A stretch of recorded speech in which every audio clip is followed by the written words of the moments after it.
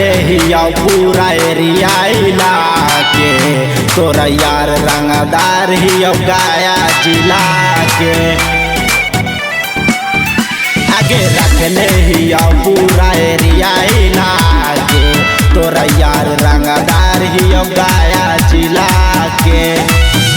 आगे गोली बंदूक से खेले थियाओगे आगे गोली बंदूक से खेले थियाओगे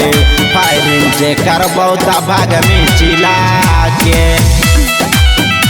आगे रख ले ही पूरा एरिया के तोरा यार रंगदार ही गया जिला के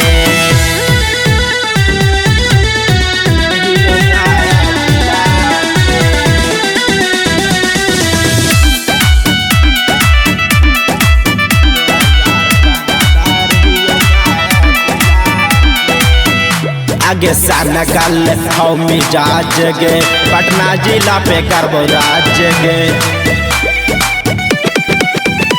आगे सनकल हौ मिजाज गे पटना जिला पे करबो राज गे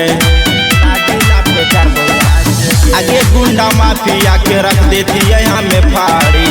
आगे गुंडा माफिया के रख देती है हमें फाड़ी आगे रख देबो हम मट्टी में मिला के आगे रख ले ही पूरा एरिया के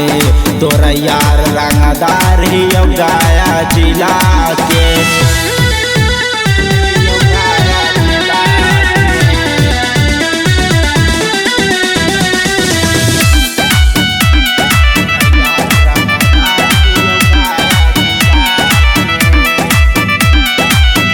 दबांगे बाहुबली हमरा डारे का पाव गाली गाली डारे का पाव गाली गाली दबांगे बाहुबली हमरा डारे का पाव गाली गाली अगले सासिक रख दे थाना के हिला के अगले सासिक रख दे थाना के हिला के तोर यार रंगदार ही गया जिला के आगे रख ले ही पूरा एरिया